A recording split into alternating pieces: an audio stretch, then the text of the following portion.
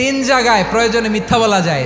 এক নাম্বার, আপনার ওয়াইফকে খুশি করার জন্য, সে একটু এরকম না বলে একটু কৌশল করে বললে খুশি হবে, ওটা বলা যায়। দুই নাম্বার, জীবন মরণের ব্যাপার, যান বাঁচানোর জন্য একটু কৌশল করে ঘুরিয়ে বললেন, এটা জায়েজ। তিন নাম্বার, দুইজন ঝগড়া লাগছে তাদেরকে মিলিয়ে দেওয়ার জন্য কৌশল করে একটু মিথ্যা বলা, ঘুরিয়ে বলা যায়। দুইজনের মধ্যে দেখলেন যে সম্পর্ক খারাপ, একজনরে বললেন, ভাই সে তো ওই দিন আপনার ব্যাপারে অনেক প্রশংসা। কি আমার ব্যাপারে প্রশংসা? কি বললো? এই বললো আপনি নাকি এই করছেন ওই করছেন, অনেক প্রশংসা। লোকটার মন খুশি হয়ে যাবে তার ব্যাপারে, ঠিক কিনা?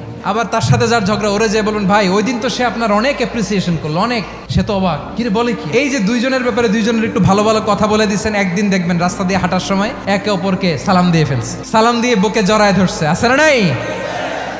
আবার মিলমিশ হয়ে গেছে। কিন্তু আমাদের স্বভাব হইলো, দুই প্রতিবেশী যদি একসাথে বসে একসাথে হাঁটে, দূর থেকে দেখলে আমাদের জলে, আছে না নাই? ঘটনা কি? এই দুইটার মধ্যে এত মিল কে? এই দুইটার মধ্যে গিরিঙ্গি লাগানো যায় কিভাবে? আল্লাহর কাছে তওবা করেন, এই মানসিকতার যেন আমরা না হয়, আমরা মিলিয়ে দিব।